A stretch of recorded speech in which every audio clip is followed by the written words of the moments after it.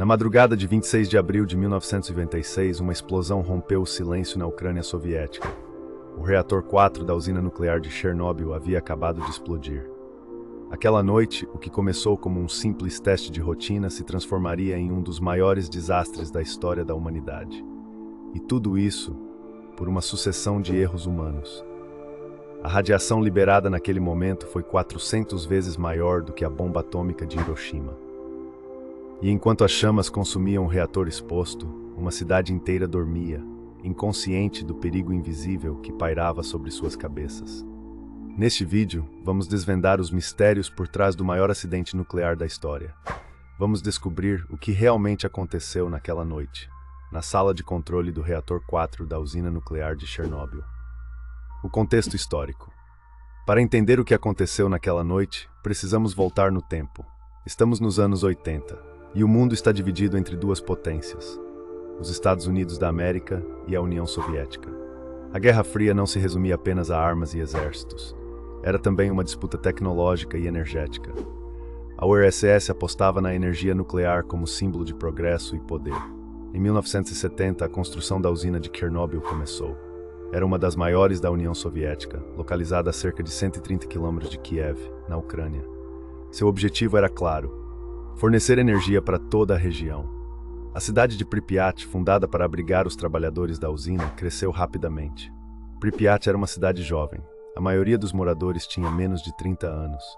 A vida ali parecia próspera, com escolas, hospitais e parques. Mas havia um problema. A usina de Chernobyl possuía reatores do modelo RBMK, conhecidos por sua instabilidade em baixas potências. E o pior, essa falha era mantida em segredo. A noite do desastre. 25 de abril de 1986. A equipe da usina se preparava para um teste de segurança. O objetivo era simples: verificar se o reator conseguiria continuar funcionando mesmo com a queda de energia.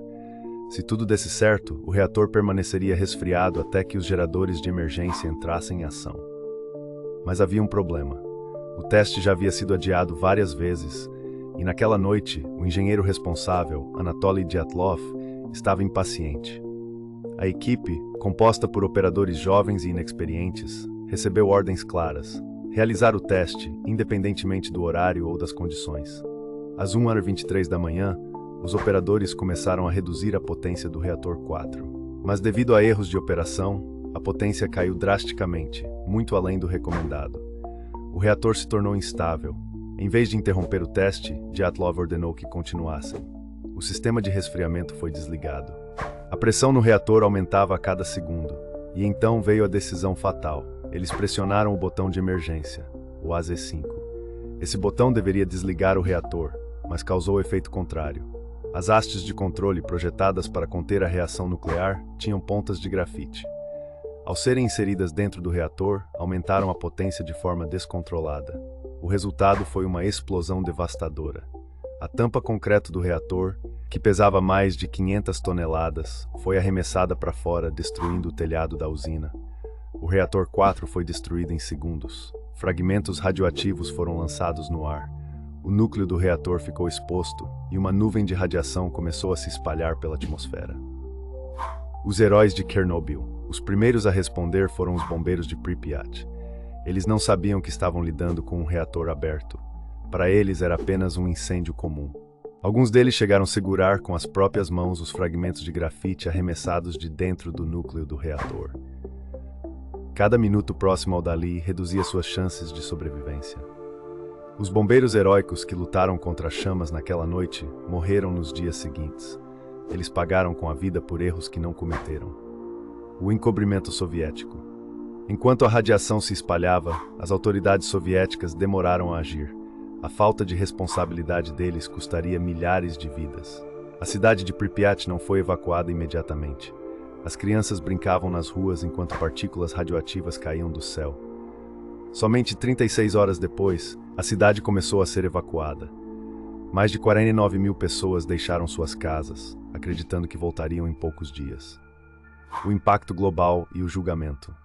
A explosão de Chernobyl não afetou apenas a União Soviética.